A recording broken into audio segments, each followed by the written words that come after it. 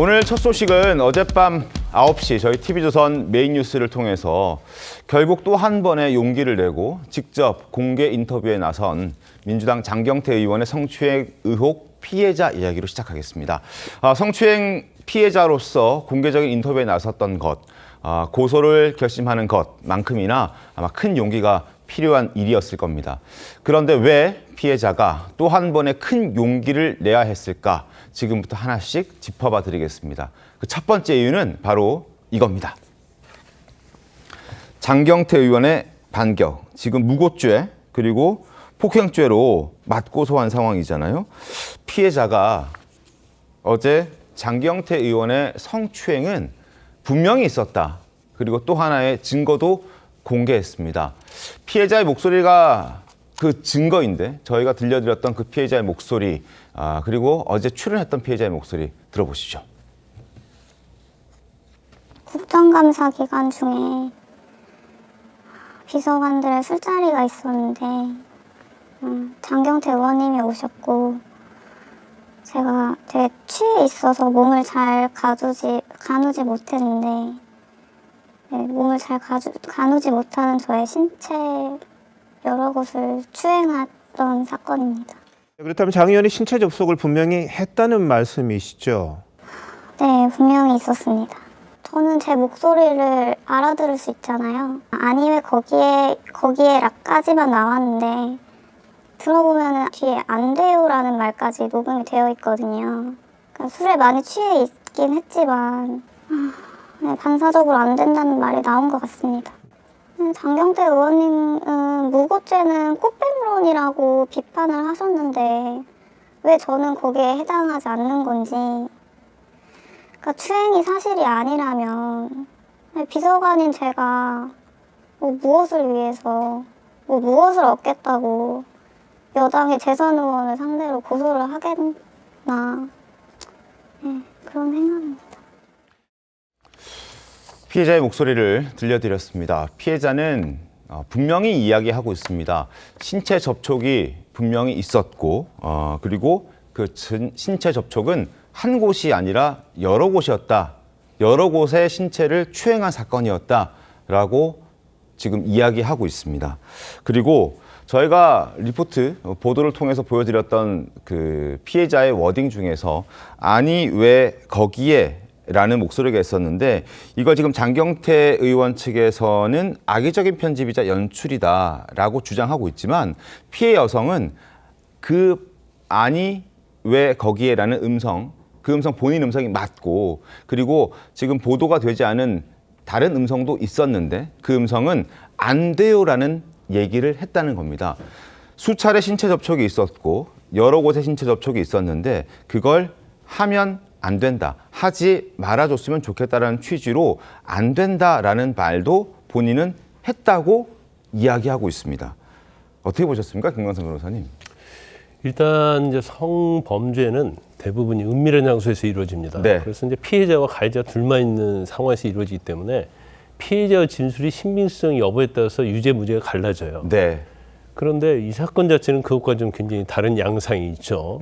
더군다나 피해자 진술만 있는 사건에 있어서도 대부분의 피해자 진술이 인정이 됩니다. 네. 그런데 피해자 진술 하나만 가지고도 유죄 판결 나는 경우가 90% 이상이에요. 네. 이 사건 자체는 공개된 장소였잖아요. 거기다 이제 녹취록이 존재를 하는데 네. 녹취록 자체도 거기에 보면 그런 얘기 나오잖아요. 아까 말씀드린 것처럼 왜 거기에 안 돼 이런 얘기가 나오는 거고 네. 무엇보다도 피해자 진술 자체를 보증해 줄 수 있는 목격자의 진술이 있고요. 네. 단지 목격자 이외에도 서로 나오는 SNS 기록이 있고 또 통화 녹취가 있다는 거 아닙니까? 네. 그러면 제가 이 정도가 된다고 한다면 장경태 의원에게는 아주 불리하고 뭐 빼박의 어떤 증거다 이렇게 볼 수 있는 여지가 있어요.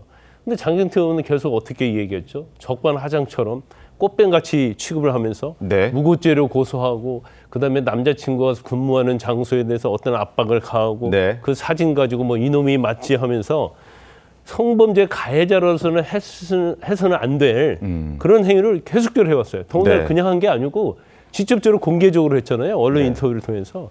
그건 이제 죄질이 아주 나쁜 거죠. 그래서 이 사건 범행뿐만 아니라 네. 그 이후의 행태를 보면 아주 가중 처벌할 수 있는 그런 상황이 계속 벌어지고 있거든요. 이제 그렇기 때문에 제가 볼 때는 뭐 장경태 의원이 벗어나기는 어렵다. 네. 더군다나 나중에 어떤 죄질이 있어서 굉장히 태도가 안 좋기 때문에 본인에게서는 굉장히 불리한 상황으로 가고 있다 이렇게 봅니다. 알겠습니다.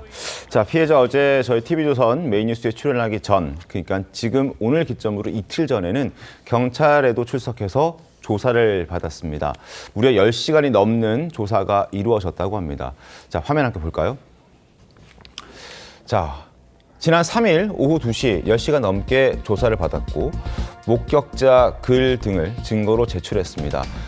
저희 TV조선 인터뷰에서 밝혔던 것과 같이 수차례 성추행이 있었다는 취지의 진술을 했다고 합니다. 그리고 여기서 눈여겨봐야 할 것은 사건 당일 입었던 옷을 가져갔다고 합니다. 사건 당일 자신이 입고 있던 옷을 왜 가져갔을까? 아마 무언가 설명하기 위해서였겠죠. 의도적이지 않은 신체 접촉, 일어나기 어려운 구조였다. 그러니까 사건이 벌어졌던 그때 입었던 옷은 뭔가 노출이 심하거나 굳이 억지로 뭔가 하지 않으면 신체 접촉이 이루어지기 어려운 스타일의 옷이었다라는 걸 보여주기 위해서 경찰 조사 과정에서 옷을 가져간 것으로 지금 보여집니다. 조경 변호사님, 저 모습 어떻게 보셨습니까? 이거 중요한 부분입니다. 네. 왜냐하면 지금 뭐 언론 인터뷰나 본인이 말하는 피해 사실에 대해서 구체적 행위 내용은 말을 하지 않고 있고 공개돼서도 안 됩니다. 네.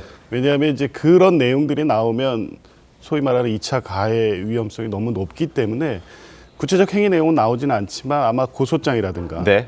고소인 진술 과정에서는 그 내용이 나와 있을 겁니다. 그러니까 그 자리에서 어디에 어떤 위치에 있었고 어떤 방식으로 추행을 했고 그 손이든 아니면 어떤 방식이든 이제 그 내용에 대한 진술이 있을 텐데 그게 의도한 그러니까 네. 고의성을 가지고 추행의 의도를 가지고 했느냐 아니면 둘 다 이제 취한 상태였기 때문에 그 의도가 아닌데 오인을 했느냐 이런 부분을 판단함에 있어 중요한 증거가 될 수 있을 것 같습니다. 네. 왜냐하면 어떤 이 피해자가 고소장에서 고소 이유로 밝힌 행위 내용이 가능했는지 그런 상황에서 이런 행위가 가능하려면 앞에 있는 목격자들이 그 장면을 보고 그런 인식을 했을 가능성 여부 이런 부분에 있어서 중요한 증거가 될 수는 있는데요. 이제 그게 뭐 그 역시도 실제 고소인 본인이 상당히 취한 상태였기 때문에 네. 그런 피해 사실 자체를 얼마나 구체적으로 진술했느냐가 좀 관건이 될 것 같습니다. 알겠습니다.